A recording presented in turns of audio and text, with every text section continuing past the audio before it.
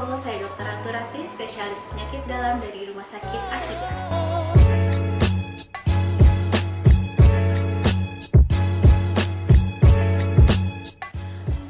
Kategori lansia menurut WHO terdiri atas 4 kategori. Dikatakan untuk pralansia disebutkan dari 45 tahun sampai 59 tahun.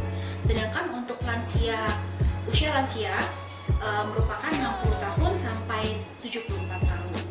Untuk lansia elderly atau old lansia itu sekitar 75 sampai 90, dan lansia tua atau very old itu 90 tahun.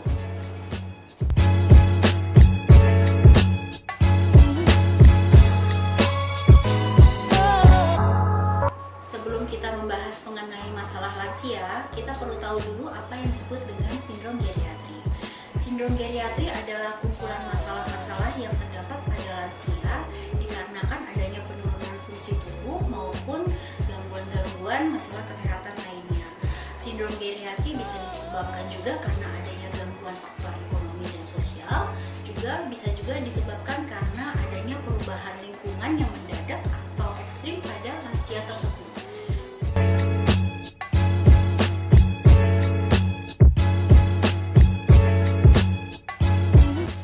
Pada lansia, masalah kesehatan yang terjadi itu banyak sekali terjadi karena adanya penurunan faal dari fungsi tubuhnya.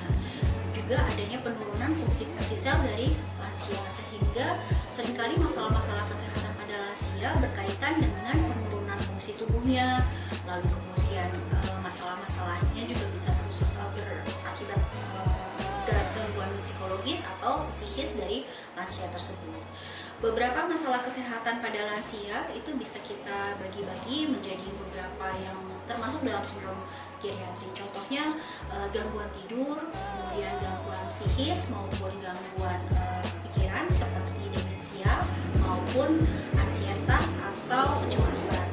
Jadi beberapa lansia sudah merasakan adanya gangguan-gangguan tidur maupun gangguan kecemasan, dikarenakan juga memang karena penurunan dari fungsi sel otaknya. Lalu kemudian juga demensia juga termasuk dalam perubahan dari fungsi sel otak.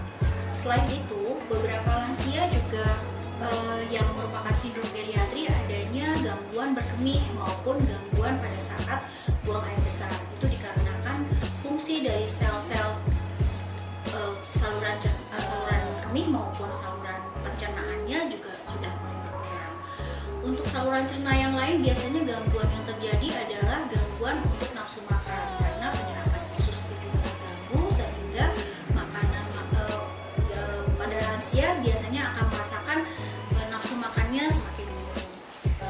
Kemudian gangguan lain yang biasanya sering terjadi pada lansia contohnya adalah osteoporosis atau gangguan pada tulang.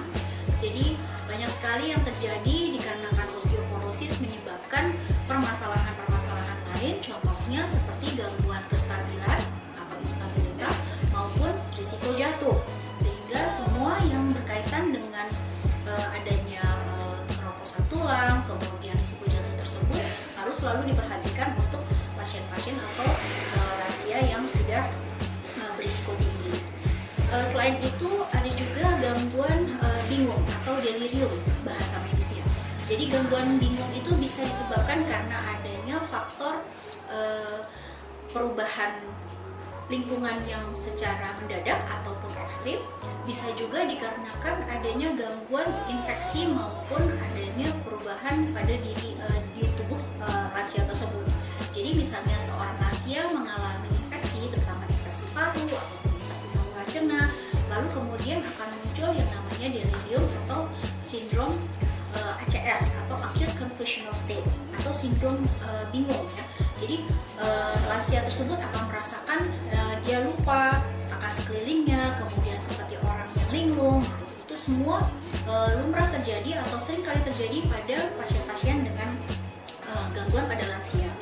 Kemudian untuk gangguan keseimbangan tadi juga berkaitan dengan adanya penurunan fungsi, terutama fungsi keseimbangan di otak, kemudian fungsi juga otot-otot di dalam tubuh, sehingga menyebabkan lansia tersebut akan rentan atau kita sebut frailty ya, rentan untuk jatuh. Jadi risiko jatuh sangat tinggi untuk lansia, terutama lansia yang elderly atau old, very old gitu, yang sangat tua. Jadi 70 tahun ke atas kita sebutkan sebagai, kalau di Kemenkes adalah merupakan risiko tinggi, lansia dengan risiko tinggi. Lalu ada lagi gangguan-gangguan atau penyakit-penyakit yang biasanya juga bisa pada selain lansia, tetapi juga merupakan penyakit yang ada banyak di masyarakat. Contohnya misalnya diabetes ataupun hipertensi, tetapi merupakan risiko tinggi apabila terjadi pada lansia karena risikonya bisa terjadi stroke, kemudian gangguan jantung maupun gangguan pembuluh darah yang lainnya.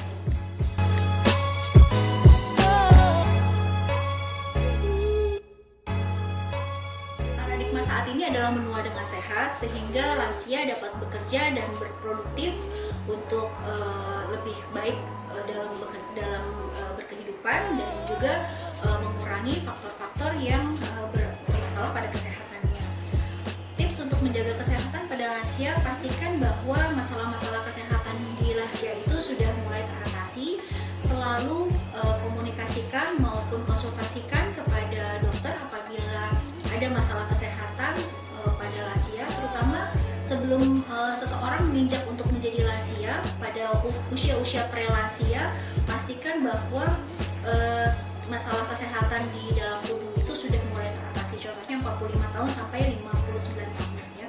Kemudian untuk beberapa keluarga yang memiliki lansia di keluarganya, selalu pastikan untuk ada caregiver atau pengasuh lansianya agar lansia yang diasuh selalu dalam kondisi yang terpantau.